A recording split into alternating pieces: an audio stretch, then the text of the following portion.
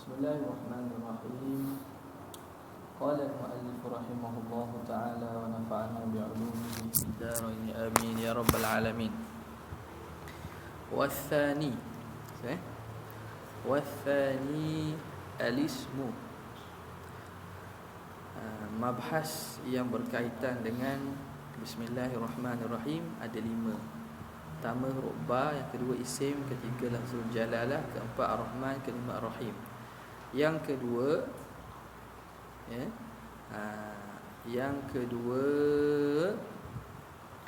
al-ismu wa huwa ma dalla ala musamma. Isim itu ialah yang menunjuk atas musamma.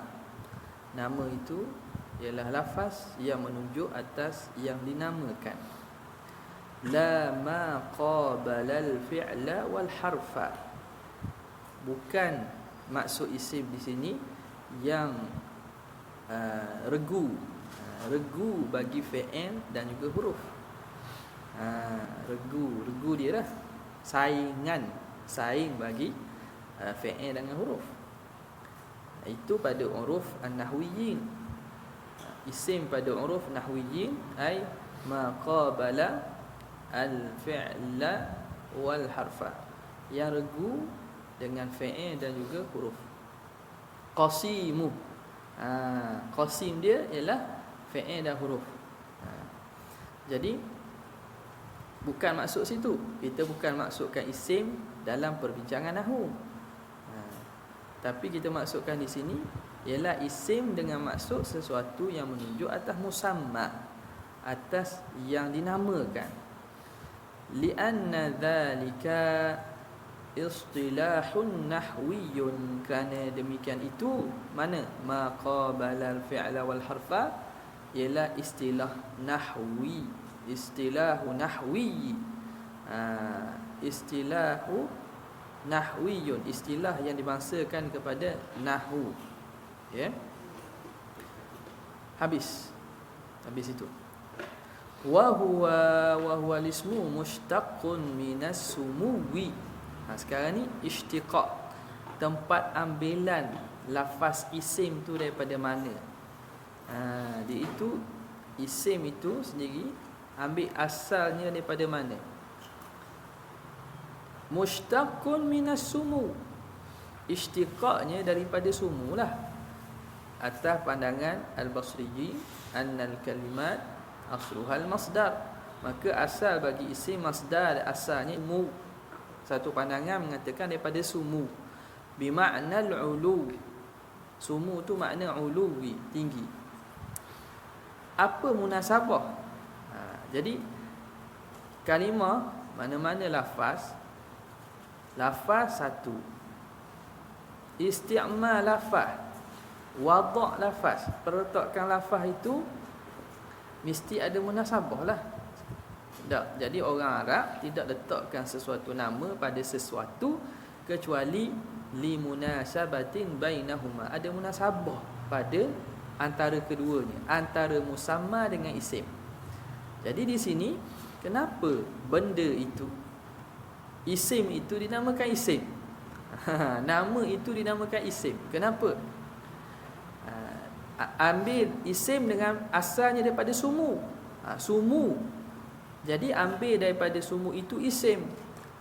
Jadi asal sumu itu ataupun sumu itu sendiri memberi makna tinggi. Dah apa kaitan isim dengan tinggi? Li'annahu ya'lu musammahu. Kerana isim itu, nama itu menzahirkan, meninggikan, maksud menzahirkan musamma dia yang dinamakan dengannya. Makna bila ramai orang tak, kita tak tahulah nak Kalau tanpa ada nama, kita tak kenal, tak terzahir dia, tidak tertinggi dia daripada yang lain. Jadi dia letak nama. Ramai-ramai Ahmad, jelas lah. Jelas lah. Kalau kata awak tak jelas lagi. Boleh jadikan salah tunjuk ke mana. Dia faham orang lain benar. Ahmad, Siddiq, Qasim. Jadi jelaslah nama itu dia menzahirkan musamma dia. Jadi ambilan daripada sumulah, sebab sumu ulu, meninggi dan menzahir. Satu pandangan. Au minas simah, as-simati, daripada simah. Wa sama yasimu simatan. Ni sama tadi, sama yasmu sumuwan, wa sama yasimu simatan. Wasmun wa wasmun wa simah, sama itu. Jadi simatan wa wasman, wa sama yasimu wasman wa simah. Dia boleh samah, simah pun boleh, wasman pun boleh. Okay. Jadi pandangan kedua, isim itu istiqaqnya daripada simah. Daripada simah. Apa itu simah? Bima'nal alamati, dengan maksud alamat, tanda lah. Jadi simah itu makna tanda, alamat. Okay. Li'annahu, apa munasabahnya? Ni munasabah dia. Li'annahu alamatun alaihi, ay li'annal isma alamatun alaihi alal musamma. Kerana isim tu tanda bagi musamma. Kita nak kenal macam mana? Dengan nama lah. Dikenal dengan nama, maka nama itu seakan menjadi tanda kepada yang dinamakan dengan dia. Habis salah habis itu. Wa ulima minat ta'rifi al-madhkuri annahu ghairul musamma, dan diketahui daripada ta'rif. Apa dia?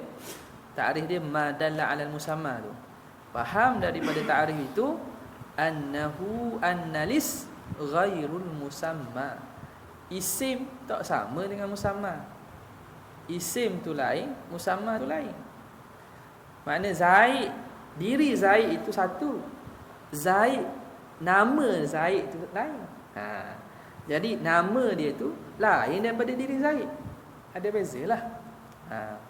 Wa huwa tahqiq, itulah yang tahqiqnya. Makna nama bukan diri yang dinamakan. Dia hanya nama yang kepada diri yang dinamakan tu. Faham? Jadi sebab itu Allah tu alamun ala zati alamun, nama isim alam. Tak, diri zat Tuhan tu diri dia lah, tapi dia letak namanya Allah. Sebagaimana masuk lepas ni akan bincang lah. Jadi sama juga Zaid. Zaid itu, hakikat Zaid itu apa dia? Diri dia lah, batang tubuh dia tu. Zaid itu sendiri ialah nama yang diletak merujuk kepada batang tubuh Zaid tu. Jadi beza antara isim dengan musamma. Wa huwa tahqiq, itulah pandangan yang tahqiq. Maknanya di sini adalah khilaf yang kata isim tu huwa musamma. Ada.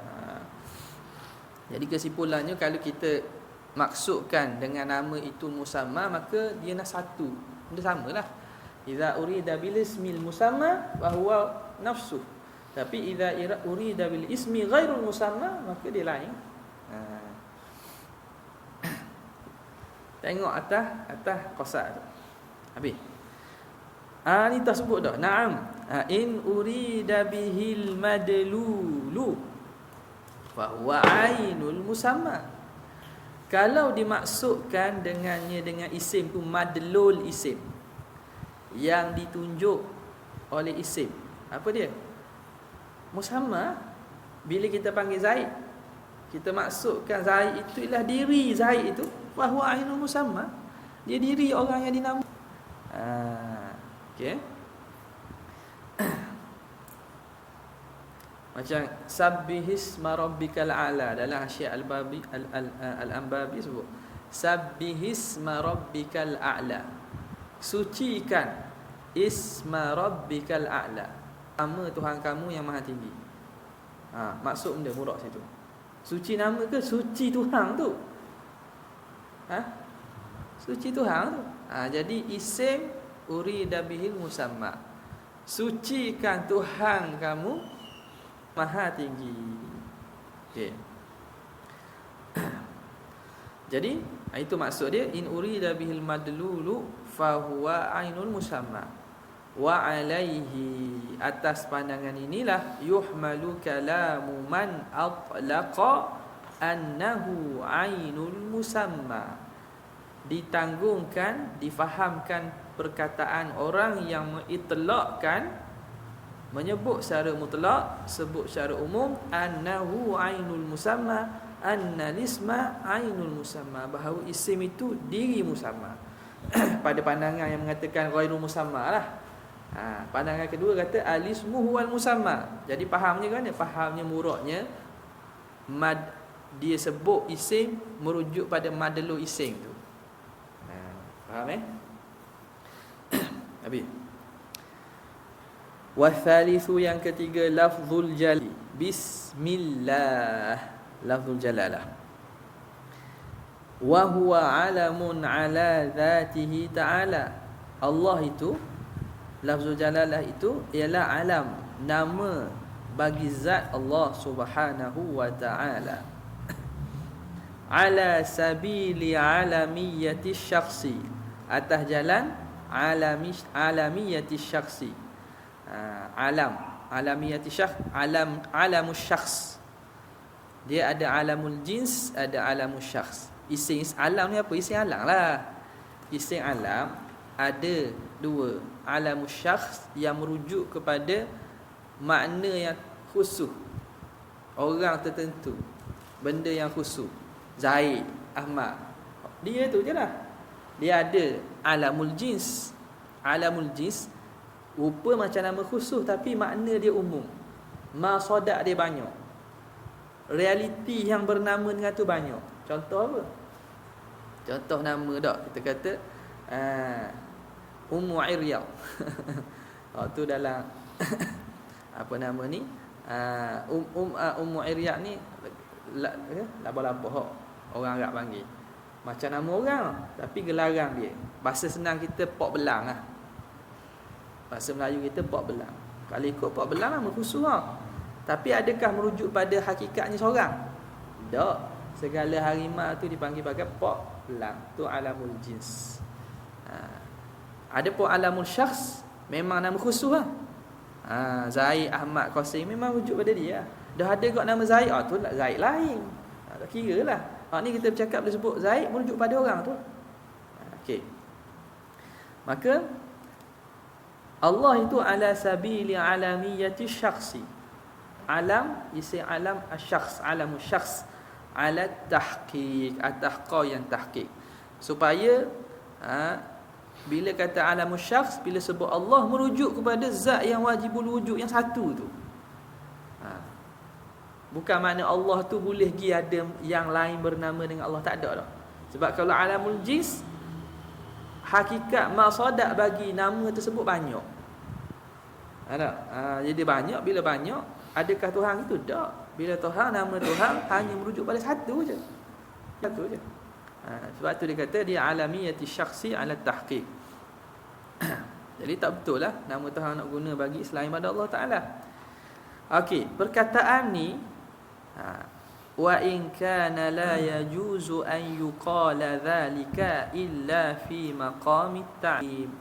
Walaupun kira-kiranya tidak harus kita katakan demikian kecuali pada maqamit ta'lim, dalam majlis ilmu. Dalam majlis ilmu, maqam ta'lim tak apa. Mana kata alamiyati syakhs? Sebab apa? Allah ni musyakhas ke? Syakhsung ni benda hak bagi kita makna tokoh lah. Ada syakhsung, diri lah. Diri. Jadi boleh tak kita itlaq atas Tuhan syakhsung? Boleh itlaq tak atas Tuhan syakhsung? Siapa kita kata nak Allah tu alamus syakhsi? Tak. Alamus syakhsi. Jadi adakah boleh kita itlaq syakhsung bagi Allah Ta'ala? Atas kaum muktamadnya tak ada lah, sebab tak ada. Ada hadis riwayat Muslim. La syakhsa aghyaru minallah. Muslim, Imam Bukhari dia tak terjematul bab, dia tak mari hadis, dia tak terjematul bab je. La syakhsa aghyaru minallah. Tidak ada seorang pun yang lebih cemburu lebih pada Allah.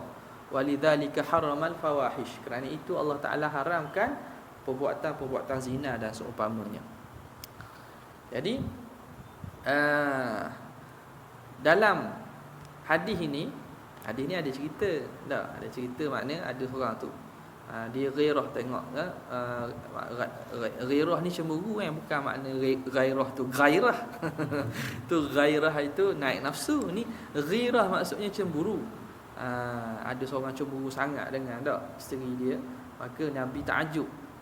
Orang lelaki ni kena cemburu lah dengan perempuan isteri dia ni. Jadi kata, aku lebih cemburu daripada dia, dan Allah lebih cemburu daripada aku.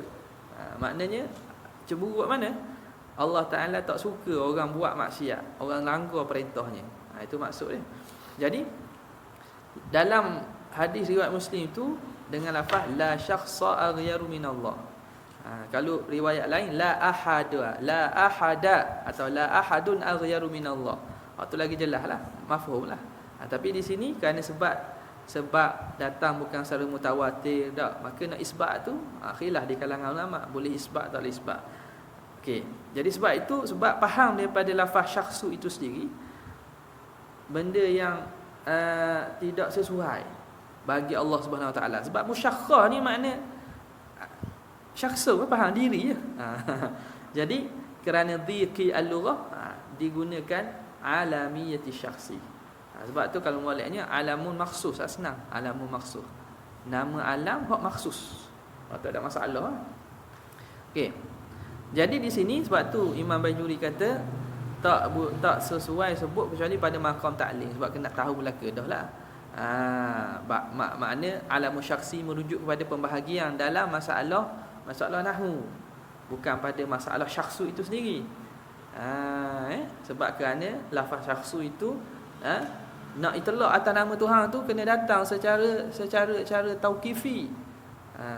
Maka kerana itulah, sebab itu Imam Bajuri ala sabil, dia sendiri pun beraluh, berhati-hati dalam nak menitlaq, nak tulis. Dia kata ala sabili, tidak kata alamun ala zatillah, ala masyakhsi, tak kata ala sabil, atas jalan. Maknanya kalau kita nak iktibarkan, maka dia termasuk bahagian alamu syakhs gitu. Ala sabil. Sebab itu dalam akidah ni kena, utamanya nak mengajar kena berhati-hati dalam penggunaan bahasa lah. Sebab ia melibatkan Tuhan. Melibatkan Tuhan. Ada orang tu baru ni dia tunjuk, Ustaz Ana lah tunjuk, kata Mahdi cuba tengok ni. Mana pun dengar. Oh, dia kata sifat Tuhan tu sifat yang melekat pada Tuhan. Sifat yang berdiri pada bukan berdiri. Dia nak kiyah sifat ma'ani tu sifat yang ada pada Tuhan. Dia kiyah makhluk, tak apa hak makhluk tu. Jadi hak Tuhan pun gitulah. Kudrat tu kudrat yang melekat pada Tuhan. Jadi dari segi bahasa tu tak comel lah. Tak comel. Jadi dalam nak mentakbir ni pun, sama mengajar, kalau boleh kena berlapik dengan maksud biar guna bahasa yang sesuai lah, sebab dia melibatkan zat Allah Subhanahu Wa Taala. Okey. Sama juga sih. Ada lagi lah orang yang guna bahasa tu. Mungkin sebab tak beraluh bab ni. Tengok ulama-ulama kita, dia beraluh sangat dalam bab nak mengisbatkan sesuatu ni pada hak Allah Taala dan juga pada maqam Rasulullah sallallahu alaihi wasallam. Tak boleh main. Dia faham satu cerita, nak khabar dia faham. Tu sifat kudrat, tu sifat yang ada qaimati ta'ala. Lepas tu kadang memang sifat yang ada sudah. Anda nak kata berdiri. Kata juga kadang-kadang, tapi berdiri pun memang ada orang terjemah. Tapi kalau kita tak terjemah, sifat yang ada sedang. Dia bahasa ni benda yang kadang-kadang Ada orang suka main bahasa ada orang mengajar suka main bahasa. Masing-masing lah. Asalkan siapa maksud dan kita jaga adab dalam menisbahkan sesuatu pada hak Allah Subhanahu Wa Taala. Okey. Wa huwa asyrafu asma'ihi ta'ala. Dan Allah lafzul jalalah itulah semulia-mulia nama Allah Taala. Binaan ala ma huwal mukhtaru, dibina atas pandangan yang terpilih. Min apa dia? Pandangan itu min tafawuti bainaha, daripada berbeza antara nama-nama Tuhan tu. Maknanya antara nama-nama Tuhan tu ada hak lebih. Jadi qaul yang mukhtarnya, mukhtar ni terpilih, maknanya qaul muqabil dia, qaul yang satu lagi tu bukan dak kuat juga, tapi hak ni hak terpilih. Hak ni hak paling kuat dan dipilih. Hak lain tu kuat juga. Dia kata antara nama-nama Allah itu yang paling asyraf, paling mulia ialah Ismul Jalalah Allah. Sebab apa? Sebab dia ni satu-satu nama yang merujuk pada zat. Hak lain nama yang merujuk pada zat dan sifat. Ada mafhum sifat. Tapi Allah ni tak ada. Dia hanya merujuk pada zat. Adapun Ar-Rahman, itu merujuk pada rahmat. Al-Qadir, ada pada sifat kudrat, merujuk kepada madlum, merujuk pada sifat. Adapun nama Allah Taala ni merujuk pada diri zat. Okey. Maka pandangan yang terpilihnya lafzul jalalah asyrafu asma'ihi. Sebab apa? Sebab takut pandangan selagi dia kata tak boleh. Nama Tuhan ada beza apa? Dan nama dia mulia belaka lah. Tak. Nama dia mulia. Makna ada hak semua mulia belaka. Ada hak lebih mulia. Itu. Jadi sebahagian kata tak ada lah, sama je. Jadi hak tahqiq ataupun mukhtarnya ada beza. Beza bukan dari segi al-musamma tu satu. Allah itu juga namanya Allah. Allah itu juga Ar-Rahman Ar-Rahim. Tak. Al-Basitul Qabidu dia juga satu je, bukan pada khususiyah isim tu, khususiyah nama itu. Beza situ je. Okey. Sebab tu kata ahlal mukhtar. Walidzalika, dari kerana itu, kana yaqulu, pernah berkata Sidi Ali Wafa. Sidi Ali Wafa, Ali bin Muhammad Wafa, Asy-Syadzili Al-Maliki. Dia orang Mesir ni. Ditanam dia asal daripada Iskandariah, Iskandari. Duduk dia kuburnya tak silap di Mesir lah, di kawasan Maqattam, Jabal Maqattam. Dan Sidi Ali Wafa ni antara ulama, dia bertariqah Syaziliyah lah, antara orang yang hebat dan mempunyai rupa yang cantik. Kana jamil, tak, rupa yang cantik. Imam Abdul Wahab Sya'rani kata, lam ara fi Misra ajmala minhu wajhan wala thiyaba. Aku tidak pernah jumpa di Mesir orang yang lagi cantik rupa dan pakaiannya daripada Sidi Ali Wafa. Dia ada kitab dia dan dewan dia, syair dia. Jadi kata Sidi Ali Wafa fi qaulihi ta'ala, wa kalimatullahi hiyal ulya. Kalimah Allah itulah, dialah yang ulya, yang paling tinggi. Ulya tu apa dia? Af'al tafdhil lah. Af'al tafdhil lah. Sebab ditasniahkan kerana kalimah. Kalimah tu musanna kan? Kalau lelakinya a'la, ada muzakkarnya a'la. Dia sebab kalimah tu merujuk pada kalimah. Itulah kalimah yang tertinggi. Jadi di sini Sayyidi Ali Wafa kata hiya lafzul jalalah. Itulah lafzul jalalah Allah. Tuhan sebut sendiri kan. Dia faham sini, dia istinbat situ. Dan ulama lain pun apa nama ni, banyak lagi lah istinbat lain. Antaranya tadi kan lafzul Allah semata-mata merujuk pada zat. Wa dhahaba ba'dhum ila annahu la tafawuta bainaha, dan berpandangan sebahagian ulama bahawa tidak ada beza. Ada beza sebab semua merujuk pada Tuhan belaka. Walillahil asmaul husna fad'uhu biha.